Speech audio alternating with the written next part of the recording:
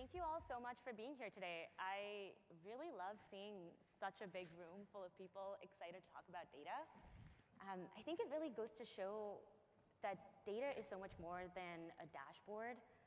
For I'm sure everyone on this panel, data today is a competitive advantage. It's been true for 5, 10, 15 years, but right now in the age of AI, data is how we cut through the noise. It's how we train our models. It's how we make decisions. And we have a rock star panel here to talk all about data. And we're going to talk about all things data, but more specifically, how do we build and create organizations that can really make and hone in on data-driven decisions?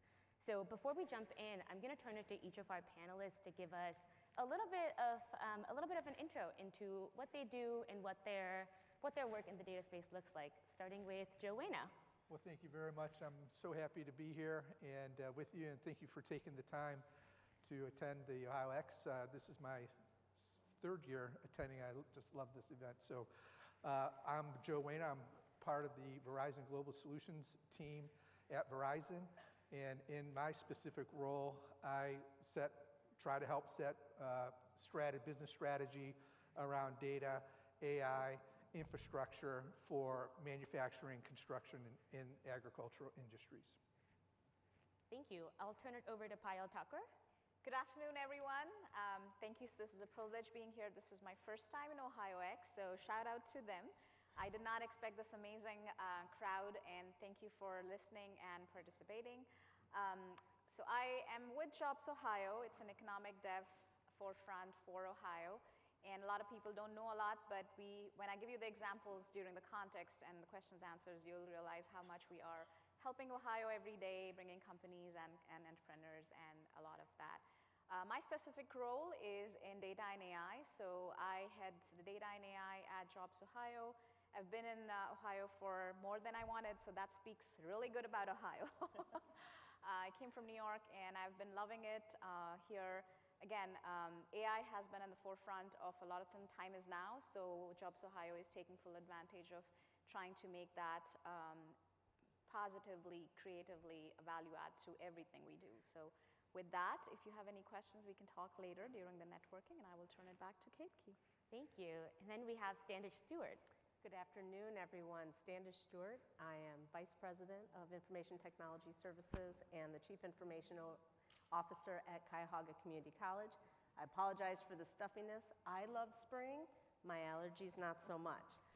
But absolutely thrilled to be here with all of you today. The panels and the presentations so far have been very engaging and fun. Really looking forward to the conversation. Thank you. And then we have Colleen Saunders-Chukwu. Excellent. So again, Colleen Saunders-Chukwu. I'm with Nationwide Insurance, and I am responsible for the advanced analytics and data platforms within Nationwide. Also a little dotted line responsibility for the data profession, so job titles, roles, responsibilities, and then the data culture uplift. So happy to be here. Thank you for coming to this session. There was others to choose from, but you chose correctly. So we have here, when we think about the powerhouse of this panel, it's really thinking about data. And I'd love to start with really the foundation of data. I think a lot of companies right now, especially as they scramble to think about how to be AI first, are thinking about the data foundation, the layer that's extremely important to do AI well. So how do you all think about the data strategy and really laying the right foundation for your data so that you can build on it, drive decisions, go in the AI space or not? But really, I'd love to hear a little bit more about your thought process around data strategy. Joe, do you want to go Sure, first? I'll go. So for Verizon and what we see in businesses that we service to, one of the first questions that I ask of those customers is, what is the unified data strategy that you have? And most of the time, 9 times out of 10, there isn't a unified data strategy. So, setting the foundation to bring all the siloed data and applications together so they start, producing the data and brokering the data and then, consuming the data across the enterprise and vice versa. That's the fundamental strategy of anything that you do in data. So that data, the layering of the data cake, so to say, right, it's got to start with that strategy. So if you don't have the strategy, like for example, we've been doing powering data and AI inside of our network for probably 3.5 years now, and we grade ourselves. We probably started out as a C minus, and we're probably up to a B, okay, in the way that we're managing it. But we're integrating, that data into our network now, so it becomes more agile. So, but that all started with, a strategy. It started with what the customer wanted, and then we, built that strategy around that outcome. Yeah, absolutely, and I completely agree with Joe here. Even before, like all the great things he said, that's a must. But even before that, I kind of try to do the EQ before the IQ. So I try to get the stakeholders in, legal, of course, someone mentioned, don't leave the lawyers out, and all of the different, because we all have a treasure trove of data in different formats. They're in silos. Building that relationship ahead and before you go to the data strategy is so important because they'll be your greatest champions. They know their data best. We're on the tech side, but we are kind of responsible for pushing that and making them see that this is all going to come to their benefit. So I think that psychological training with the technical aspects is so important for the customers to see value that we're trying to create while we're doing this data strategy. A lot of us, and I don't know how many of you have seen this, you'll see a pushback as soon as you're saying here from the technical side. But I think that gap, if you can bridge that gap, that is a win-win situation. And I would think for us, data governance has been a really big initiative that we've worked on this year. We are the state's oldest and largest community college, so we have a lot of data. We've been with the same ERP vendor the whole time, so we would put data in columns where it didn't belong, but we needed someplace to store it. So as we've really tried to dig into our data and figure out how can we use it to provide better service to the community, graduates that are better aligned to the jobs that our local employers have, how can we bridge those gaps? We needed better data, and so we started with some data governance. We had our ERP vendor came in, helped to lead us through a session to get some fundamentals set, and now we're going down that path, and it is hard, right? It's hard work, but once you get started, you get through that initial part, it starts to become easy. The maintenance becomes easy, but it is a participatory activity. Everybody plays a role, whether you think you do or not in your department. So it's really important to get that foundation set to then really build a transformational strategy off that. Yeah, so I always categorize it in 3 parts: people, process, and technology, and I think that you've heard the other ones talk about each part of that. When we think about the data strategy, it's really it's going to be your ticket of what you say yes and no to in the future, right? So the thought process is, of course, at Nationwide, we're almost 100 years old. We both sell property casualty, but we also have financial services, so we have regulatory and compliance stuff on both sides. We have tons of products and services, and so that means we have tons of data, we have tons of systems that create data, and so you really have to focus on not just the technology pieces of it, you have to look at the business processes that you want to enable, so what do you want to be good at in the future, and then what data do you think you'll need to be good at that, and then how do you get your people access, skills, knowledge to be able to use that data in the way that you mean. And so as you're putting your strategies together, it's really the foundation or your building blocks to say, like, I've thought of what products and services are important to me, what customer segments important to me, what technology stacks or how much I want to spend on technology to do these things. And as I put those things together, that helps me outline the critical parts of my strategy. And it also helps you, like, you can't have a strategy without a roadmap because nobody's going to say, we built the strategy today and we got there today. You're going to be in the car for a while. Pack your water and your snacks with you because you're going to be there for a while. But as you do that, you have to talk about how long do we think it's going to take us to get here and what things will change in that process. But again, you're looking at that, like, how do I need to transform my processes to get my people there, to get my data there, and it is a journey. So, you know, just thinking about that as it's not an overnight thing. It's a strategy for a reason, and it's made to be pivoted off of. And so thinking about change in sort of this like data being a journey theme, we are witnessing a lot of change right now in the ecosystem as a whole. And you think about, you know, AI is the hottest buzzword right now. For a lot of us, I think before 2023, AI was still around, but it meant maybe predictive intelligence, maybe it meant machine learning. And I was actually on a panel a few months ago, and there was a chief people officer there with me. And at one point, someone was really very articulately explaining the AI journey that they had been on. And this person turned around and said, "What the heck were you guys doing with AI 5 years ago?" And it was such an interesting moment for me to say, for so many people, AI equals generative AI. But for folks that have been in the data space, in the AI space, this has been a journey that we've been on for 10, 15, 20 years. So I'm really curious, with everything happening with generative AI and sort of the push that a lot of companies have to adopt Gen AI, how has your data strategy, if at all, changed to sort of adapt to this new look and feel of what AI is? I think I'm going to build on a little bit on what Payal said earlier, and that goes back to the strategy even before that, right?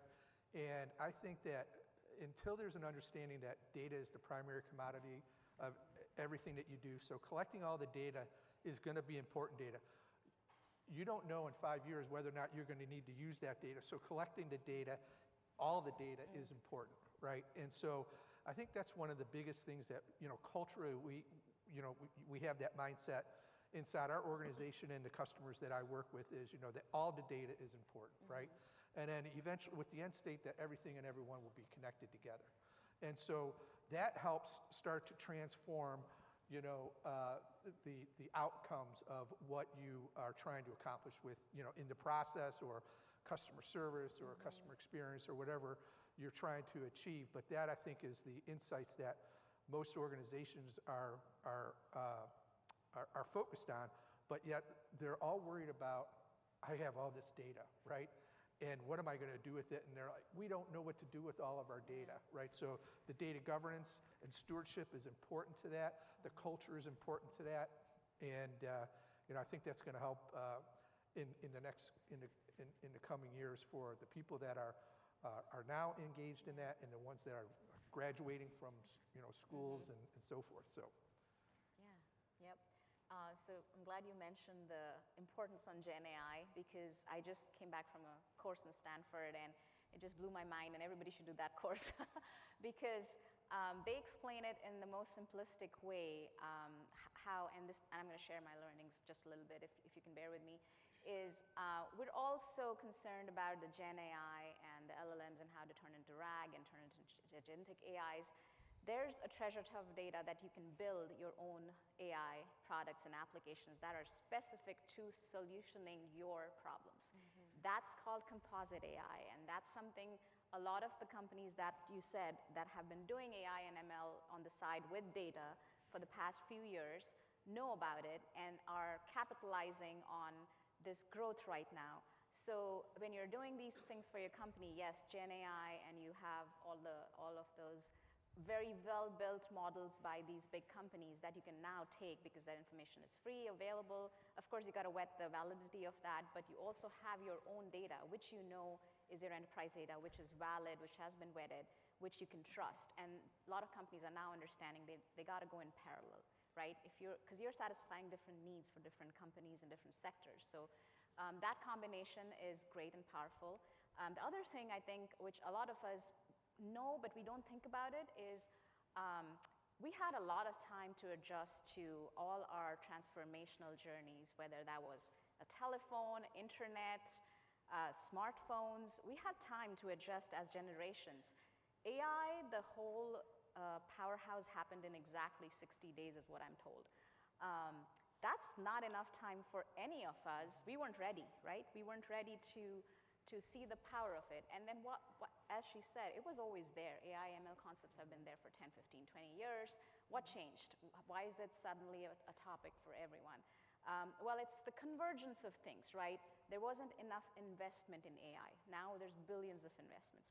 And somebody mentioned image in the last panel. We didn't have that many image in the data sets, right? He mentioned collections. That's a great point. We weren't collecting properly. We were just, they were sitting in silos. And the powerhouse, the compute power, which is you had 10 million actually parameters when it started all, and it grew and grew. Today, typically, an LLM has more than 500 billion parameters in it. So the compute power, whether that's in your different sectors, has changed. The other thing is it's not just mathematics. So initially we used to think, and this applies to OSU and all colleges and community colleges, we used to think computer science students equals maths equals AI and software technology. That's not the case. AI has level set a situation where I'm like thinking every day if I should be even in this field. Because it says neuroscience, psychology, NLP, and you have all of those. It's making it more natural, more human. It's keeping the human in the loop, not taking the human out of the loop. These are all things. STEM students, so 1.5K students in computer science versus 200 to 600 STEM students in Ohio today, right? That's our talent pool. That's where we need to literate them, is to, yes, you have the capabilities. We're gonna have a future for you in Ohio. We do wanna stress on, how to just not grasp Gen AI, but also the power of composite AI. And a lot of that we are doing at JobsOhio, so that's something I'm really excited about for all the students. Unfortunately, they don't hear enough from us. So, I would plead all of you to talk to your kids. They're the next generation. They're the powerhouse. And kind of help them understand what all of this is going to lead if we are to make to Ohio. I'm a big Ohio fan, so I vote for JobsOhio. So I'm always going to pitch that in every time I get, so excuse my boldness in that. But that's where I think is the real power. And I love the comment about keeping the human in the loop. So some of the power we've seen recently with Gen AI, with our data, is in managing and understanding unstructured data. It's really good at that. So as we're going through a strategic transformation planning process right now, and we did, I think, 50 listening sessions, and trying to actually hear what people are trying to say. I don't want you to fill out a slider or a bubble. I want to hear the words, the way in which you're using them, the context around it. We're now able to leverage Gen AI tools to really get a deeper understanding so that we can, again, be positioned so that wherever you are in life, right, Tri-C is where your future begins. And so this is helping us better understand what we need to deliver, what we're doing well, what we're not doing well, and where we can improve. That's been a big game changer for us. And so just I take all of that in from the education and other companies. If you think of tying it together for the data strategy, again, it's around that building block around people. It's okay for you to want to do the shiny thing. But I always, when we were building our strategy initially, the first thing I said is I don't care about the predictive stuff. I'm a data scientist by trade, so just understand where this is coming from. And for me to say that I don't care about that part, it's, if you can't count, I really don't care. If you can't count it, it doesn't even qualify for us to have a conversation about AI or generative AI or predictive or even automation. And the foundation of that is the skill set. The skill set is saying, there are data scientists that are really good at figuring out context, behavioral sciences, et cetera, doing that. Some of us I was a math major, but my strongest data scientist is a psychology major, right? But what is good about that person? That person understands the context of the language, what's being said, how it relates to things, the relationships between the data, the process, and what we want the outcome to be. And then when you're putting in that sort of strategy, how do you translate that? Well, you have to translate that into governance. Because we could technically do a lot of things that are bad.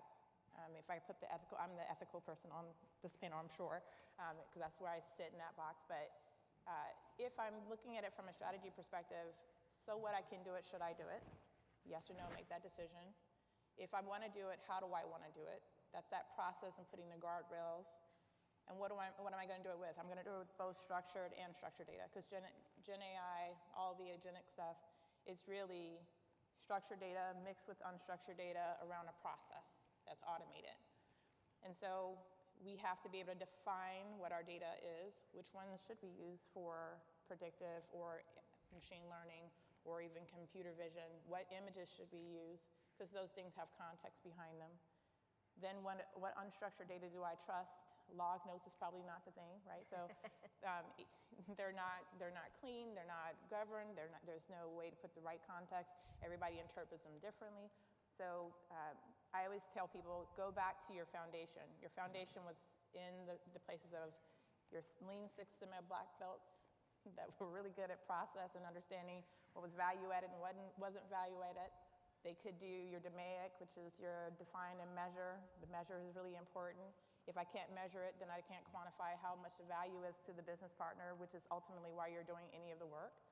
And then that should drive how you use agentic, how you introduce it to your environment, how do you use it in your strategy. And then the other tangent of that is, if you're not a startup, if you're an old company, and you're trying to do both data strategy, get the shiny agentic, Gen AI pieces out there, but also you still have to run your core business, right? So get really good at the core business, automate the crap out of that, and then allow your enterprise to be very innovative. So what we did from a culture perspective is our innovation lab is phenomenal. Mimi Chisaver and that group do a really nice job of setting up guardrails and giving everybody the ability to play with it in a sandbox or even play with it in their processes and making sure that it doesn't go outside the walls, right? And then when we get really good at it, we patent it and make sure that it's protected. But you have to be making sure you're thinking about all those things and processes while you're doing your strategy conversations or adding them to your strategy and applying that so that you get really good at both the decision-making parts of it, teaching people how to think, and then also the execution part of it, teaching people how to do. Well, and with having a psychology major, right, be one of your best data scientists, it doesn't mean you have to be in STEM. And so I think that we need to also, across all colleges, companies, everyone, understand it's a big tent. We want everyone in there, and we need people who are going to be linguists, people who are going to be able to make those connections. They can really then help to free up some of the more STEM-focused individuals to go do some of the more, technology-focused pieces. So I think there's just such a great intersection there. Absolutely.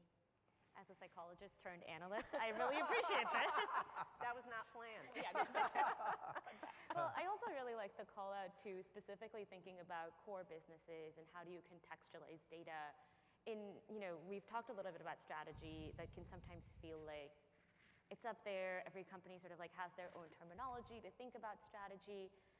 I would love to hear from each of you a little more around like concrete, maybe business decisions or processes that you have been able to move the needle on by using, maybe different types of data together, or Payal, to your point around like EQ and, influencing business partners to do something that maybe they wouldn't have otherwise done. And I'm going to shake it up and start with Colleen on this one. Yeah, so in the financial services space, we think, or I'm actually going to use the life and insurance because that's our time right now. If you think about what has happened over the last couple of years with COVID and people thinking about their life situations with the introduction of agentic and Gen AI, maybe shortening the career span of some people that are in certain types of jobs or careers. You get really specific around, if I had to retire in a month, how would I be financially prepared for that? So we started to ask that question in the context, and I know a lot of you got nervous, right? That was a good thing. That's a good thing. Because that was the same question that we posed to the people that are creating products and services that we sell in our life and annuity space. And we said, hey, we need you to think like this because this is a true thing that could be happening. And if it happened tomorrow, how would we prepare our people? Because our job is to protect, right? We're a services company, and our whole mantra is around protection.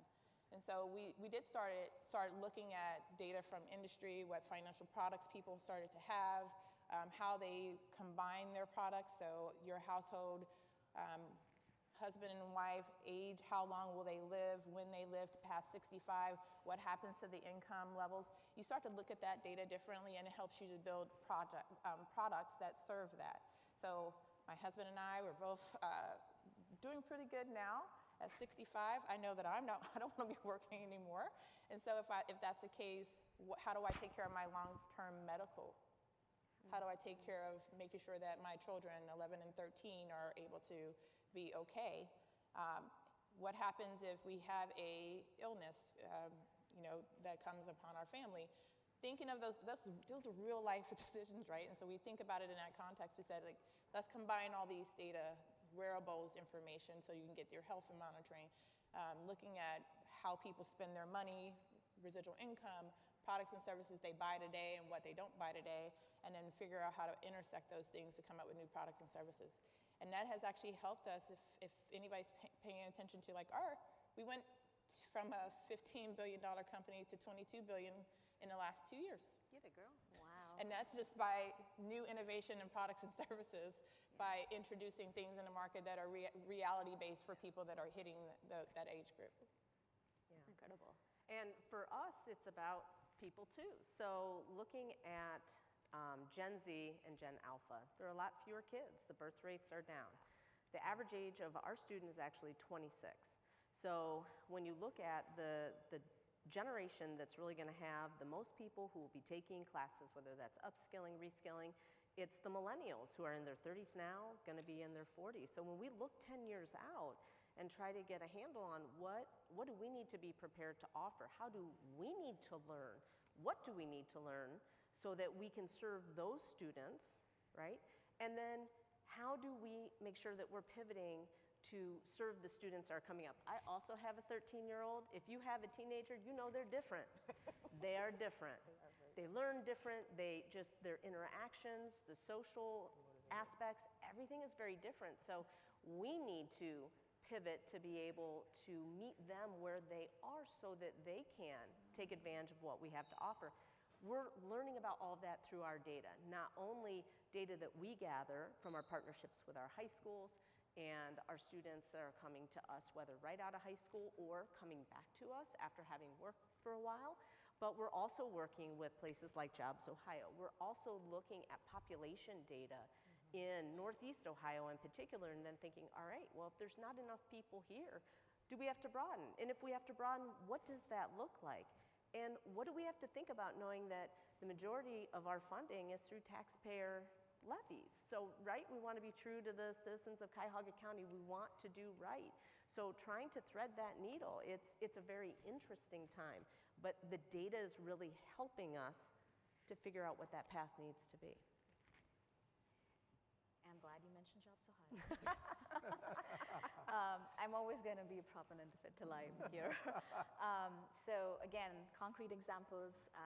I have plenty of them, but it will take all day. So I'd highly encourage everyone to go online and just type JobsOhio, and you will see a plethora of examples that we, by using our data and taking it to the AI front, we've developed an in-house intellectual property tool called JobsOhio's Intelligence. It is the reason we actually went out to try to look for something similar that was in the market 2 years ago, that we could just subscribe to and get that intelligence. Our CEO JP is an amazing visionary. He already saw this coming, and he was like, Payal, can you build this, combine this, all these 4 companies, what they do, and give me all the results? And I was like, sure, that would be very fun and very easy. I was set up for failure, obviously, and Harvard has the study where saying 80% of AI projects will fail, so that was very encouraging. So I went to Harvard and learned that, but no, I'm just kidding.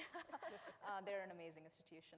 But coming back to the point of concrete examples, we now use that tool, which is proprietary, to have that intelligence that, okay, if there's a company in Germany, a company in India, a company in California that wants to grow and that wants to subsidize their expenses and want to provide that solid foundation to all the United States with being a manufacturer in Ohio, how can we do that? I'll give you an example. There is one company called Gazelle AI. It's a Canadian company. It does scoring of and relationships of all the CEOs and how the companies do. But that's a company in Canada that gives that scoring to the entire United States. So we compete against Texas, New York, right? So if they have the same intelligence Ohio does, how do we move forward, right? So it's being about having that competitive edge. And this is, the time is now. All of your organizations, probably your visionaries already realize that the time is now to invest in data and AI. It's always been there again, like I've said, but that acceleration, the investment has to be there, the buy-in has to be there. Going back to the concrete examples, we just bought an Anduril. It's a drone defense company with 4,000 jobs in Ohio, and that was completely a JobsOhio's intelligence study. So what that tool does is it goes out to the web, goes out to wherever there's publicly information available, connects. AI does the 1 + 1 = 7, not the 1 + 1 = 2. What happens between 5 and 7? Do not ask me. My outstanding team does it pretty well. The algorithms function pretty well. We gave it the prompts we thought were good. We gave it the triggers and the logic. You do as much as you can from an IT, tech, AI, data perspective, and then you leave it to AI. It does actually surprise you with results. And again, not to ignore that there are errors, right? There's risks and errors that it will point you to saying Anduril really is interested in Texas. But all their data shows they have their people visiting Ohio in the airports again and again. How do we know that? We track all of that, right? There's companies like BrandRank AI and others that help us do that. So we're ingesting not just our enterprise data and the web and other AI companies, but we are making that product so powerful so we have a competitive edge to bring these companies to Ohio. Another example I'll give you, in the last 3 years that I've been here, we've brought in more than, I would say, 800-900 companies. In the last 10 years, we brought in probably the same amount of companies. So the growth is immense. You'll see it everywhere. Houses prices are never moved for like $1,000, and now they're double the price, right? So you can see there's a lot of growth, but is the infrastructure matching up?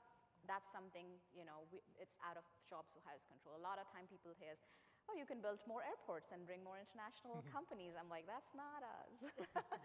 But yeah, we do bring in a lot of companies. We do try to make sure that Ohioans have those jobs that are high tech and high paying.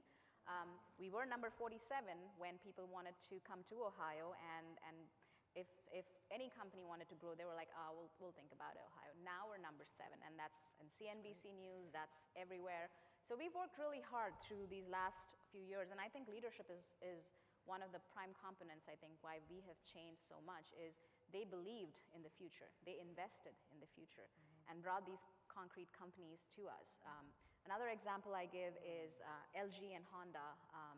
There's Teslas and there's amazing companies. And LG and Honda, I think it was a year and a half back, we were doing all the research through JobsOhio. And same thing, intelligence kicked in. We saw these synergies between these companies, and for the next 10 years, all the electric vehicles will be produced in Ohio, right, with LG and Honda. So these things we don't see a whole lot. We see a little bit of it here and there, but there's so many examples. Joby Aviation, as a kid, I used to see these flying cars, and I thought they were just, a fantasy. Today, it's a reality. Joby Aviation is a Californian company that is building in Dayton, and they're doing pretty well, and that's something. These are completely electric vehicles, completely automated, using AI, using the next generation technology to make those things possible, right? Again, all of them help different things. Medical is another one. Ohio is a hub for innovation for medicine, right? You have Case Western, you have Cleveland, you have plethora of clinics, you have Wexner here, and they are heavily thinking into AI and data and how to make those concrete examples come true. So again, partnering with them, partnering to make sure that they have enough funds, enough support from the government. The government does do a lot of tax incentives for all of these companies that come in to Ohio. Amgen was just announced that they will be investing another $900 million. So they do see potential. They now see us as a great partner, and we have a lot of concrete examples showing how, by using our data in-house and the data that's available outside, we're able to incentivize and attract more of these companies to show them value and growth. That's a great segue. okay, for me. So I'm gonna go with 2032, okay? So that is the year that we're projecting out where the onslaught of all this data and AI is gonna come together. And that is the first for Gen Alpha to enter the workforce, okay? So think about what your kids are doing and what my daughter's doing, in the humanity of knowledge that's available to them at their fingertips. They're going to want to come to a workplace that's going to have that type of interaction, right? And they're going to be expecting that. So you have the time now to do it right. So the strategy and the foundation's being set now. Colleen's already incubating in her sandbox over there, saying, okay, I'm going through my career and now I got to prepare for this, next wave, right? And so, but at Verizon, you think about what we're doing and how we're trying to build that network to support that. Right now, there's 15,000 exabytes per year that transfer and go across our network, right? How do we prepare for infrastructure, right? So you bring Andrew here, and how are they going to prepare for the infrastructure? Because they're going to come with their AI models. You see Meta building, right? You see people building these data centers. How are you going to get that data? Because the ML AI neural network models are also going to be heavy, right? And so it's going to be, you got to understand, and Colleen can probably attest to this, the data duplication and right, and this data security and all these other, components that become the energy. I used to be, back in the day, at the first company that I worked for, we had laptops that had the fans in it, right?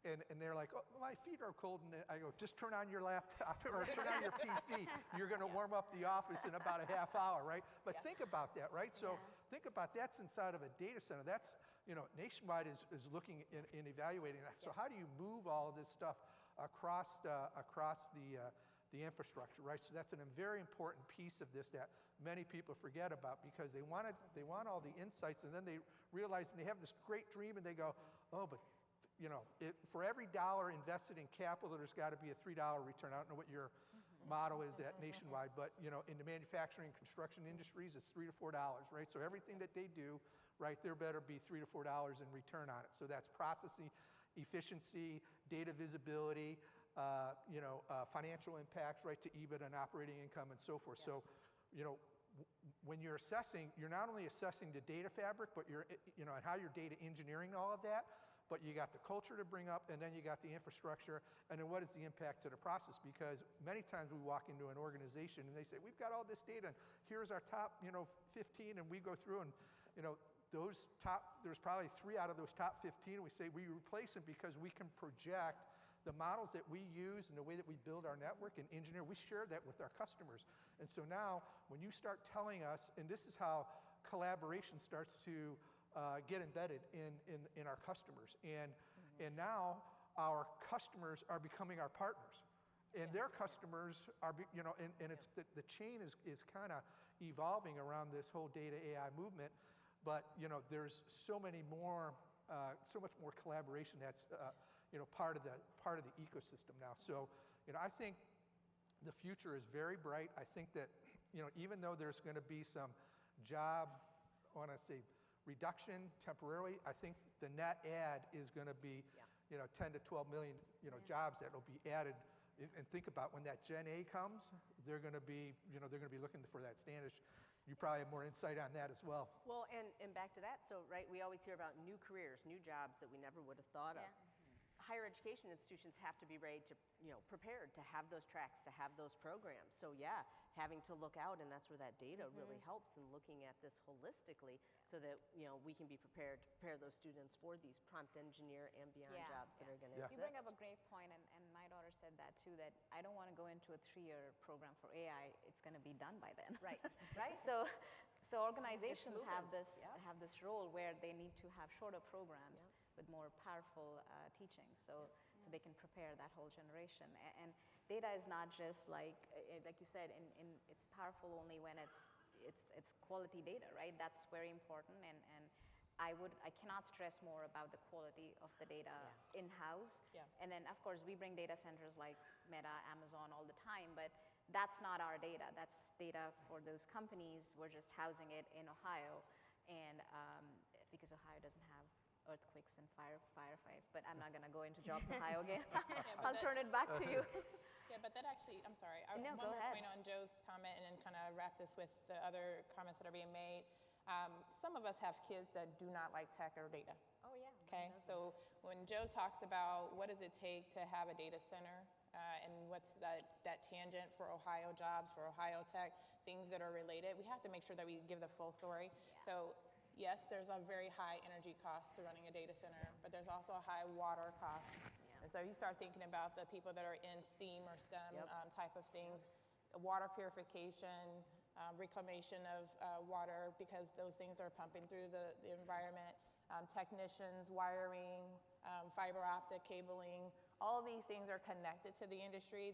They're not your true computer tech jobs, but they are still tech jobs because they support the infrastructure that makes any of this other stuff possible. Yeah. And so we have to make sure that we're looking at that and encouraging, yes, there's going to be great space for people, especially your environmentalists and your lawyers and stuff like that, to support the infrastructure that is around this. And so just lovely that you brought that into the well, fold. you know, one of my customers, they had a ML AI camera for quality assurance in a production process, right? 600 terabytes of data they collected over the year, okay? So they're storing it, and they're like, can you help us move that data? And I said, well, so we did. We worked with them, and we really got them focused in on just capturing the event-based data. All right, so we took that while they still stored the 600 terabytes, it wasn't consuming power, right? It was at-rest data, right?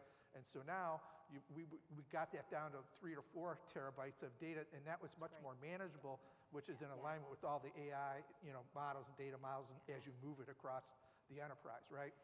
Yeah. You both wrapped it up so well. I think you guys should speak at our next. I know, right?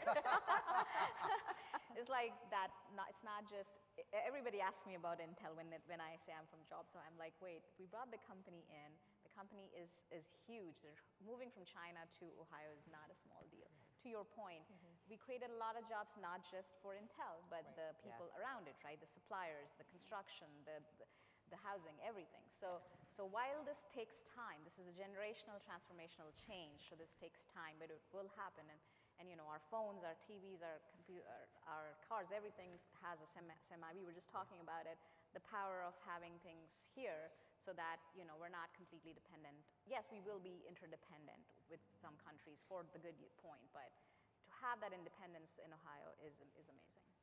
Yeah, thank you. We are at time. I think the one, really big takeaway hearing all of you speak, if I could borrow your cake example, it sounds like with most things and this transformation, it's a layered thing. Like we're going to start with the tip of the iceberg is we all become good at prompting, but then there's such a big piece and chunk underneath that we don't even know what it looks like, and all of the different ways in which it can change our lives and the way that we operate.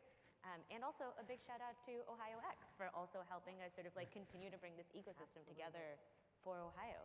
So with that, thank you all so much. Thank you all so much for attending. Thank you.